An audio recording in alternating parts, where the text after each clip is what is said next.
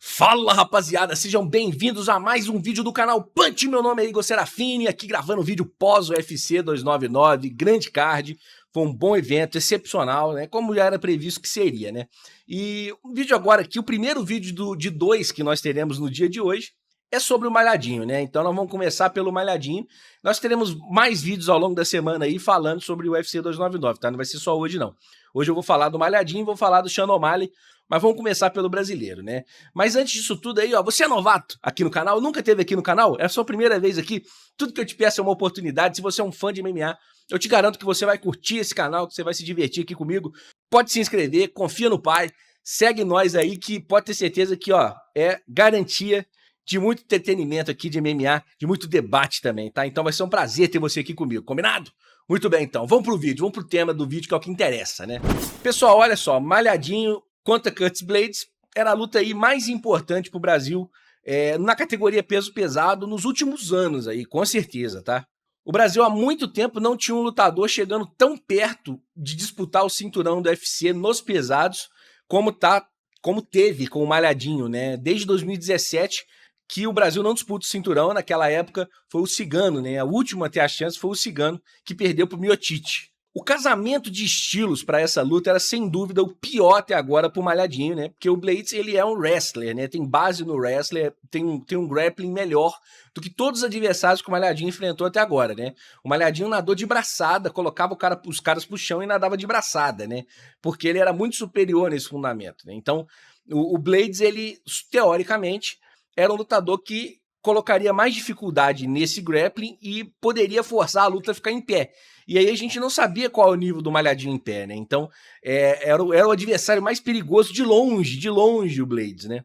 No entanto, no vídeo pré-luta, eu disse que eu estava confiante na vitória do brasileiro, porque os wrestlers geralmente não gostam de ficar por baixo, né? Eles, quando caem por baixo, eles ficam muito desconfortáveis e dão brechas demais, assim.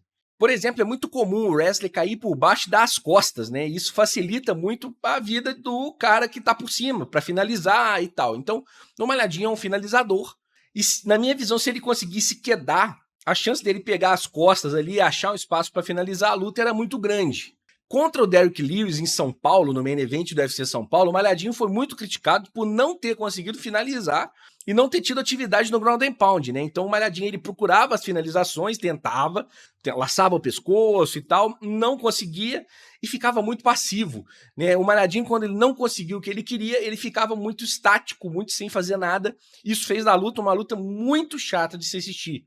Só que naquela ocasião, o Lewis era um adversário que não cedia posições favoráveis, né? O Lewis ficava por baixo, travava a mão o tempo todo ali do Malhadinho, não se movimentava muito, né? E você finalizar um cara que não se movimenta é mais difícil, porque o cara dá menos brechas, né? Então, o Lewis, ele adotou uma estratégia, tipo assim, para não perder pela via rápida, né? E procurar, enquanto a luta estivesse em pé, acertar uma mão.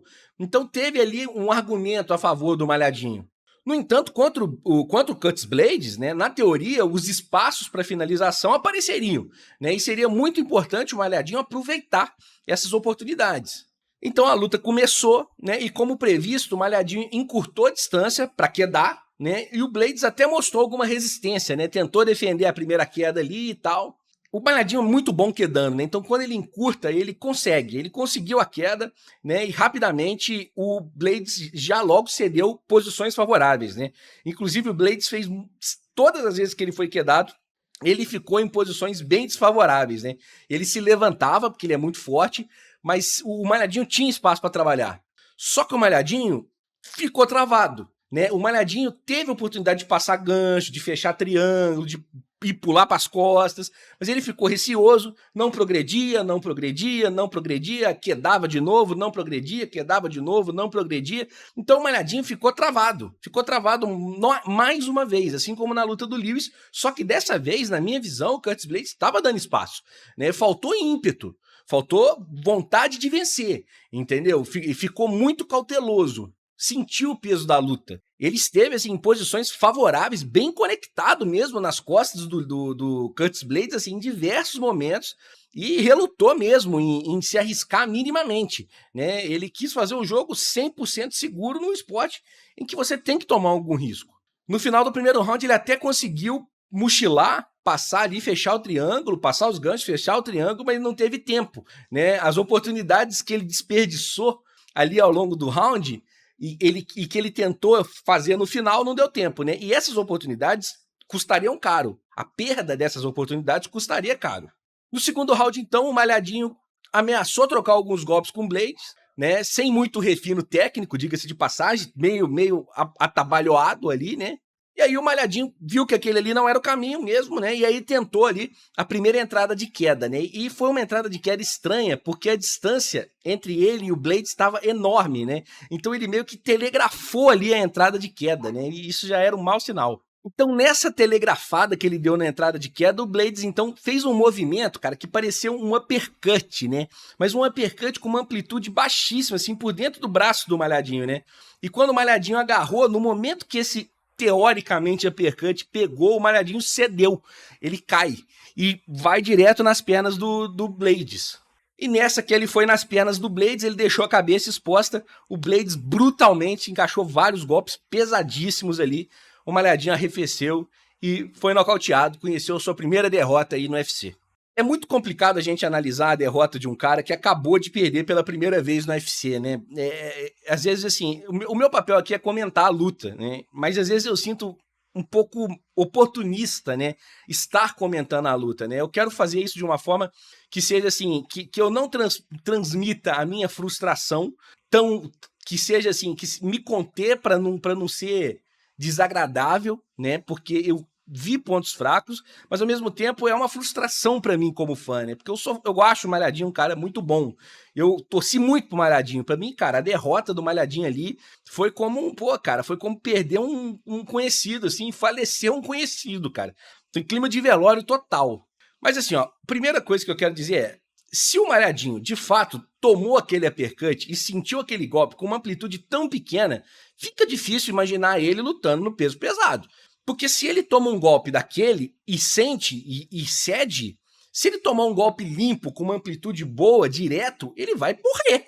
Porque foi um golpe, cara, muito curtinho, entendeu? Então, assim, daqui de fora é fácil falar, mas será que o Malhadinho tá... Assim, a gente se pergunta, esse é um debate recorrente, né?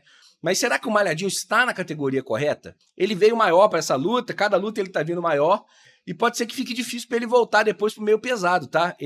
O Malhadinho tem que pensar bem o próximo passo daqui para frente, baseado na experiência dele de receber um golpe desse no peso pesado e já cair. Foi um golpe muito curto que não teve muita potência. Você imagina um golpe do Blades com uma potência total? Difícil, cara. Se esse golpezinho, se esse uppercut foi a causa dele ceder ali, se ele sentiu aquele golpe, ele não tem absolutamente nada de queixo. Vai ficar difícil imaginar o Malhadinho, porque se encostar no queixo dele, ele vai cair. Então, assim, me preocupa muito isso, né? A primeira coisa que me preocupa, a derrota pode acontecer, né? É do jogo. Mas a maneira como foi que a gente tem que analisar isso já é o primeiro ponto que me preocupa muito no futuro do Malhadinho. E se a culpa não foi do uppercut, então ele não teve nenhum QI de luta, né? Para ele, se ele estava bem ali, naquele momento que ele estava agarrado na perna do Blades, e ele optou por não soltar e ficar tomando golpe na cabeça, é muita burrice. Com todo respeito, não dá para perder daquele jeito. Se ele estava grog do uppercut, é o outro cenário. Aí, ok. Aí, às vezes, depois que você toma depois que você tá grog depois de um golpe, você não raciocina direito, né? Mas se ele não tomou aquele uppercut, se aquele uppercut não foi a causa, fica difícil mesmo, assim, imaginar o Malhadinho lidando com situações que exigem inteligência de luta, né? Porque realmente ficar tomando aqueles socos ali é pedir para perder. É uma questão de tempo. Seja como for, o prognóstico pro Malhadinho fica ruim depois dessa derrota, né? Porque para além do Blades ali na categoria, qualquer oponente de cima ali vai ficando pior, né? Se você pensar em título, é Tom Aspinall, John Jones. Cara, difícil o Malhadinho lutar com o Aspinall com esse nível que ele apresentou contra o Blades. E contra o Lewis também, né? Então, assim, ele precisa evoluir. Ele precisa mostrar muita evolução. Muita evolução. O nível que ele apresentou nessas duas últimas lutas, infelizmente, não passa perto do necessário para ser campeão.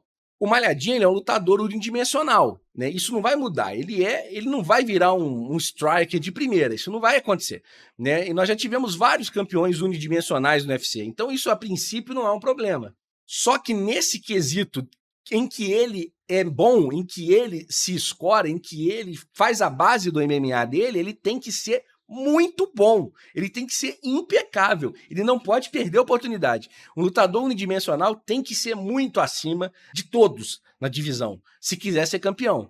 Então, assim, fica muito difícil com o nível que a gente viu nessas duas últimas lutas. Como eu falei, assim, fiquei muito chateado mesmo com a derrota do Malhadinho mesmo, assim, estragou minha noite, cara. É um lutador que eu gosto muito, uma figura, uma personalidade que eu gosto muito, né? E foi, sim, muito triste a derrota, assim, foi decepcionante. Nesse momento agora o Malhadinho vai ouvir muitas críticas, críticas duras, que fazem parte do trabalho dele. Ele tem que ter cabeça para lidar com isso. Não adianta brigar com fã, falar, reclamar, não. Tem que absorver o que é bom e tem que lidar com o que é ruim. Faz parte do trabalho, não adianta, cara. É parte do processo.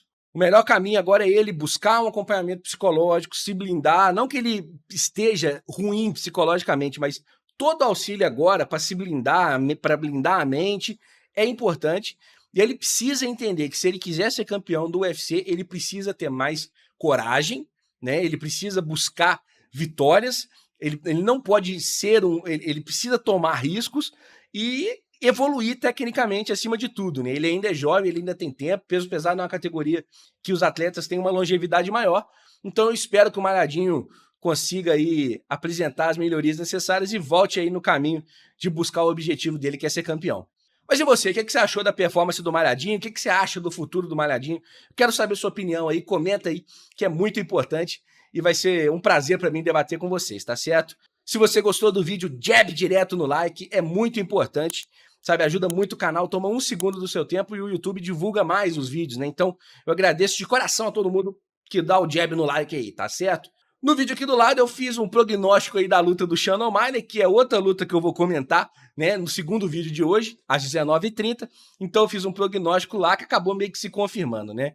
A gente se vê mais tarde às 19h30. Valeu, valeu, fui!